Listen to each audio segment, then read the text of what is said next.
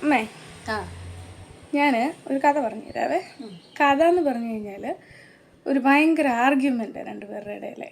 കഥ നടക്കുന്നത് ഒരമ്മയുടെ ഗർഭപാത്രത്തിലാണ്. അപ്പം 2 കുഞ്ഞുങ്ങളുണ്ട് ഗർഭപാത്രത്തിൽ. ഒരെണ്ണം തിരിഞ്ഞിട്ടുള്ളതിനോട് ചോദിച്ചു, എടാ ഈ ജനനശേഷമുള്ള ജീവിതത്തെപ്പറ്റി നിനക്ക് എന്നാ അഭിപ്രായം? പ്രസവശേഷം പിന്നെ ഈ ജനനശേഷം ഒരു ജീവിതമൊക്കെ കാണും, നല്ല അടിപൊളി ജീവിതമായിരിക്കും. ചിലപ്പോൾ നമ്മൾ അവിടേക്ക് വേണ്ടിയിട്ടുള്ളതിന് പ്രിപ്പയർ ചെയ്യാൻ വേണ്ടിയിട്ടായിരിക്കും നമ്മളിപ്പോൾ ഇതിനകത്ത് കിടക്കുന്നത്. മറ്റേ പൊട്ടത്തരം പറയാതെ നിനക്ക് എന്നാ ബോധം ഉണ്ടായിട്ടാണ് ഇങ്ങനെയൊക്കെ പറയുന്നേ? പിന്നെ ജനനശേഷം ജീവിതം ആണ് എങ്ങനത്തെ ജീവിതമായിരിക്കും? അപ്പം മറ്റേ കൊച്ചു പറഞ്ഞു, അതെനിക്കറിയത്തില്ല, ചിലപ്പോൾ ഇപ്പോൾ ഉള്ളതിലും കൂടുതൽ വെളിച്ചം കാണുമായിരിക്കും. നമ്മുടെ കാല് വെച്ചിട്ട് നമുക്ക് നടക്കാനൊക്കെ പറ്റുമായിരിക്കും, ഈ വാ വെച്ചിട്ട് കഴിക്കാനും ഒക്കെ പറ്റിയാലോ.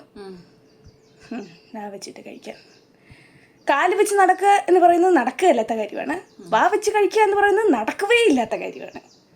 നമുക്ക് കഴിക്കാൻ വേണ്ടിയിട്ട് സയൻറ്റിഫിക്കലി, ടെക്നിക്കലി, ലോജിക്കലി, പ്രാക്ടിക്കലി നമുക്കൊരു ബുക്കിൽ കൂടി തന്നിട്ടുണ്ട്. അതിൽ കൂടെ മാത്രമേ കഴിക്കാൻ പറ്റുള്ളൂ. വേറെ എങ്ങനെയൊക്കെ നോക്കിയാലും നമുക്ക് കഴിക്കാൻ പറ്റത്തില്ല. പിന്നെ ജനനശേഷം ജീവിതം.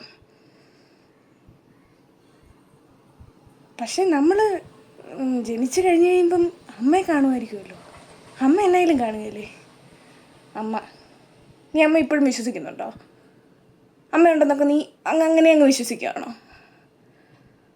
അല്ല, ഉണ്ടെങ്കിലോ?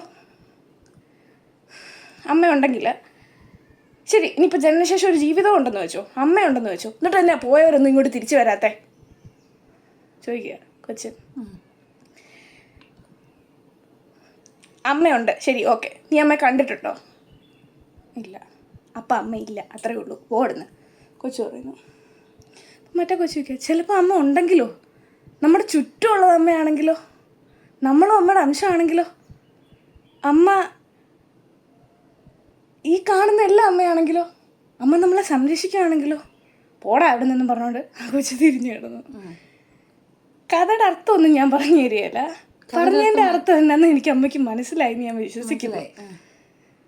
ഘോരം മറ്റേ മതത്തെപ്പറ്റി പറയാൻ വേണ്ടിയിട്ടൊന്നുമല്ല, പക്ഷേ കണ്ടിട്ടില്ലാത്ത കാര്യം ഇല്ലെന്നും ഉണ്ടെന്നും പറയുന്ന പൊട്ടത്തരവാണ്. സത്യം.